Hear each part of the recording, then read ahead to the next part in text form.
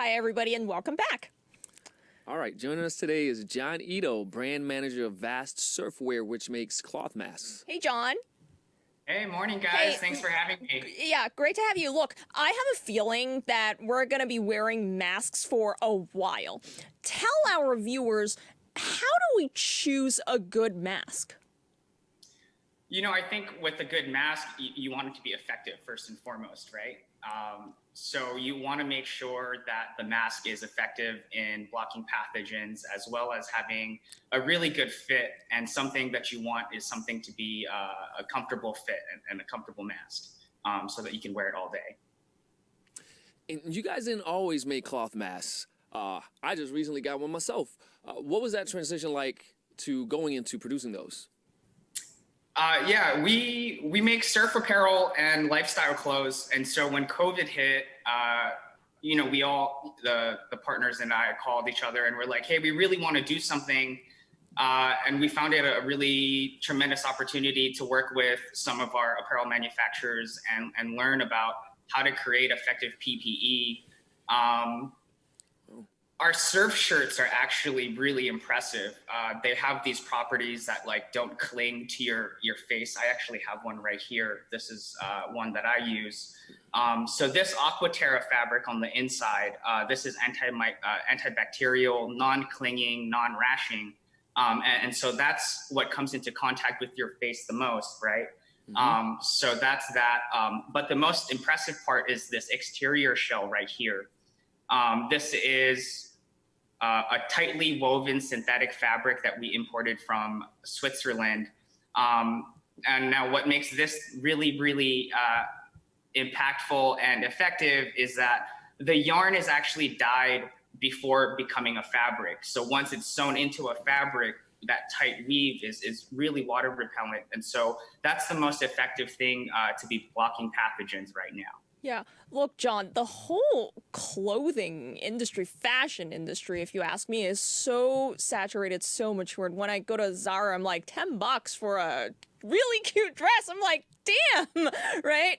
And everybody has been stressing environmental issues. So in this day and age, how do you set yourself apart? How does someone trying to make it in fashion or even making cloth masks set themselves apart? I think it has to be like a personal project, right? You know, for us at Vast, we really live this life, you know, and from surfing to wrenching on cars, to maintain authenticity, I think is the biggest tip that I can give anybody else is that if you're really passionate about it, the energy that you bring through your passion, people pick up on that. And so I tell people to, you know, whatever drives them is I think that's what they should be chasing, and to add that into your clothing. And I think people will feel it, you know, it's something that it's indescribable, but yet when you see a piece from a brand that you resonate with, you know, that's it, you know, you just know. What's the most, different question here, what's the most important lesson you've learned as an entrepreneur throughout this journey? Learning, like at every opportunity possible, whether that's things that may not have gone your way in your head, you know, things that you've planned, or just learning from other people's experience, right? There's so many people that have been doing this for years and years and years.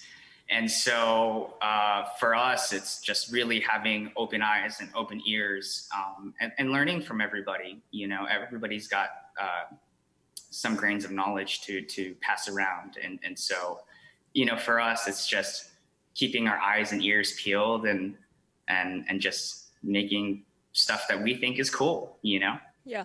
Look, John, here's a dilemma that a lot of people I know face, and maybe you have too. You talk about authenticity on one end, and you talk about being receptive to ideas on the other end. What if they clash? How do you know which way to go? Gut feeling, right? If you're kind of at a crossroads and you're questioning authenticity. Go with your gut feeling. And, you know, if things don't work out, that's another lesson learned, right? You know, I think people get too hung up on the one decision. And so I think when the time comes to make a decision, I think really like gut choices and gut feelings are the way to go, you know?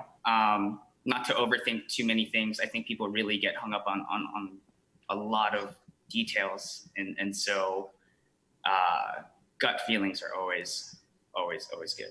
So trust your gut. Don't overthink. Don't overanalyze. Just go for it. All right. Thank you for joining us today, John. Yeah, thanks for your authenticity. Thanks so much for having me, guys. And thank you for watching. We'll see you back here soon.